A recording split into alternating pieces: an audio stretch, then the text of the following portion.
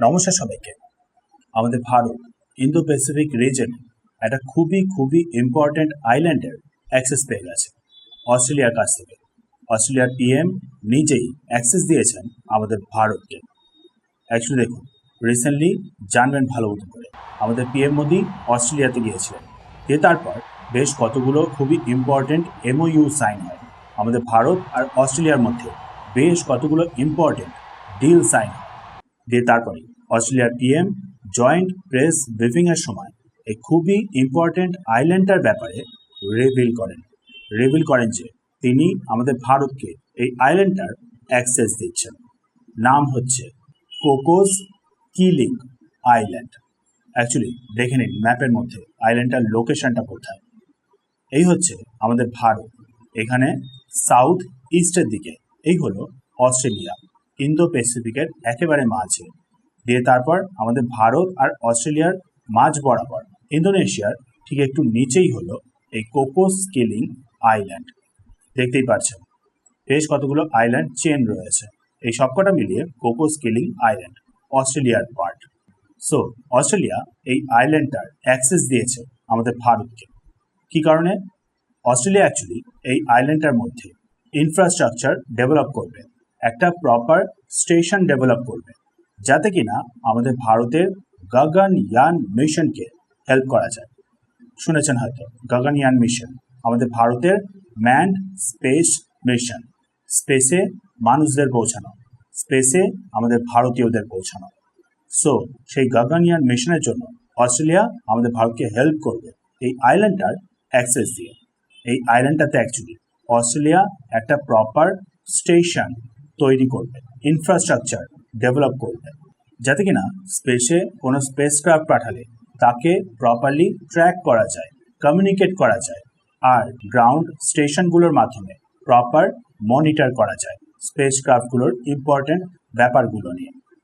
Actually দেখুন, লোকেশনটা দেখলেই বুঝতে পারবেন ইন্ডিয়ান ওশানের কতটা মাঝখানে, ইন্দো প্যাসিফিক রিজনের কতটা মাঝখানে, আমাদের ভারতের থেকে কতটা দূরে।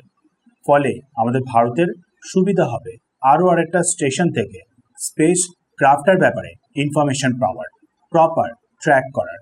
আমাদের গগনয়ান মিশনটার ক্ষেত্রে আরেকটু বেশি সুবিধা হবে। নাও এবার দেখুন, আপনি তো কোশ্চেন করতে পারেন যে এতে আবার কি স্পেশাল রয়েছে।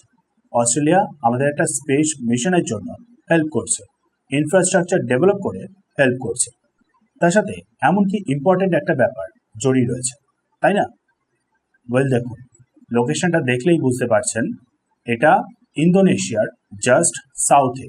মেন তিনটে যে ম্যারিটাইম রুট, মানে মালাক্কা স্ট্রেট, সুন্দা স্ট্রেট আর হচ্ছে লমবক স্ট্রেট, তিনটের একেবারে কাছে, যেগুলো দিয়ে অ্যাকচুয়ালি চীনের ম্যাক্সিমাম ম্যারিটাইম ট্রেড হয়। মানে বেসিক্যালি বলতে পারেন চীনকেই লক্ষ্য করে। কারণ দেখুন, সবাই জানে অস্ট্রেলিয়া কোনোভাবে ইউএসএর এগেনস্টে কোনো কিছুই করবে না। সো আমাদের ভারতকে ধরেন কোনো আইল্যান্ড যদি অফার করছে, তাহলে তার মানে কিন্তু টার্গেটটা সেই চীনই হবে। নাও এবার দেখুন, আপনারা তো কোশ্চেন করতে পারেন যে আমাদের ভারতকে তো স্পেস মিশনের জন্য অ্যাক্সেস দেওয়া হচ্ছে, তার সাথে আবার চীনের কি লিঙ্ক রয়েছে, চীনের ম্যারিটাইম ট্রেডের কি লিঙ্ক রয়েছে, কিভাবে লিঙ্ক রয়েছে, ডিফেন্সের দিক থেকে চীনের সাথে কি লিঙ্ক রয়েছে এই আইল্যান্ডটার অ্যাক্সেস দেওয়াটাতে। অ্যাকচুয়ালি দেখুন, এই আইল্যান্ডটাতে অলরেডি অস্ট্রেলিয়া 2023-এ আমাদের ভারতের মিলিটারি এয়ারক্রাফটকে ল্যান্ড করার জন্য পারমিশন দিয়ে ফেলেছে। মানে হচ্ছে 2023-এর দিকে আমাদের ভারতের দুটো মেজর এয়ারক্রাফট এই আইল্যান্ডটাতে ল্যান্ড করে।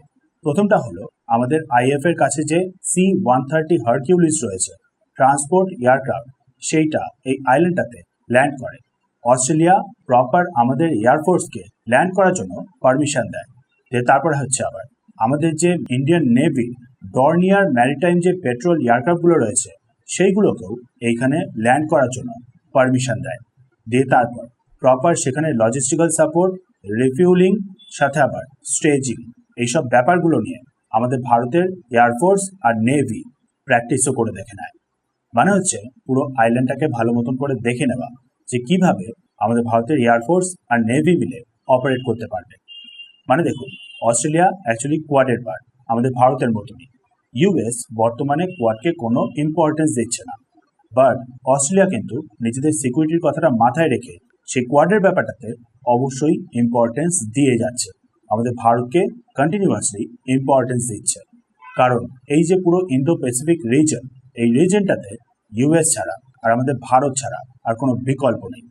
সো অস্ট্রেলিয়া আমাদের ভারতকে এই কোয়াডের ব্যাপারটা নিয়ে এখনো পর্যন্ত ইনভলভ করে যাচ্ছে, যে কারণে বিভিন্নভাবে অ্যাক্সেস দিচ্ছে আমাদের ভারতকে এই খুবই ইম্পর্টেন্ট আইল্যান্ডটাতে। অবাক হবেন শুনলে, অস্ট্রেলিয়া, ইউএস আর আমাদের ভারত ছাড়া আর কোনো দেশকে এই আইল্যান্ডটার অ্যাক্সেসটা এখনো পর্যন্ত কোনোভাবে কিন্তু দেয়নি। শুধুমাত্র আমাদের ভারতের এয়ারফোর্স আর ইউএস এর এয়ারফোর্স, আমাদের ভারতের নেভি আর ইউএস এর নেভি এই আইল্যান্ডটার অ্যাক্সেস পেয়েছে। প্রপার একটা ফরওয়ার্ড বেস হিসাবে আমাদের ভারত ইউজ করতে পারবে অস্ট্রেলিয়ার সাথে মিলে। মানে হচ্ছে আমাদের ভারত প্রপারলি কিন্তু এখানে একটা মিলিটারি বেস তৈরি করছে না, বাট অস্ট্রেলিয়ার হেল্পের মাধ্যমে, অস্ট্রেলিয়ার পারমিশনের মাধ্যমে আমাদের ভারত এই আইল্যান্ডটাকে একটা প্রপার ফরওয়ার্ড বেস হিসাবে ইউজ করতে পারবে। ধীরে ধীরে জিনিসটা যেদিকে এগোচ্ছে সেই অনুযায়ী অবাক হবেন না দেখলে ভবিষ্যতে অস্ট্রেলিয়া আমাদের ভারতকে প্রপার মিলিটারি বেস হিসাবে ইউজ করার জন্য এই আইল্যান্ডটার পারমিশনটা দিয়ে ফেলেছে, যেটা অ্যাকচুয়ালি কাজে আসবে চীনের ওপরে নজর রাখতে। চীন দেখুন ভালো মতনই জানেন ইন্দো প্যাসিফিক রিজনে সর্বক্ষণই সাসপিসিয়াস সব অ্যাক্টিভিটিস করে, কন্টিনিউয়াসলি চেষ্টা করে যাচ্ছে ইন্ডিয়ান ওশান রিজনটাতেও নিজেদের ডমিনেন্স বাড়ানোর। সো এই আইল্যান্ডটা অস্ট্রেলিয়া বলুন বা আমাদের ভারতের ক্ষেত্রে ভবিষ্যতে গিয়ে খুবই ইম্পর্টেন্ট একটা আইল্যান্ড হিসাবে পরিণত হয়ে যাবে, খুবই ইম্পর্টেন্ট একটা ফরওয়ার্ড বেস হিসাবে পরিণত হয়ে যাবে চীনের অ্যাক্টিভিটিসগুলোর উপরে নজর রাখার উদ্দেশ্যে। মালাক্কা স্ট্রেট, সুন্দর স্ট্রেট আর লম্বক স্ট্রেটের ওপরে নজর রাখার উদ্দেশ্যে।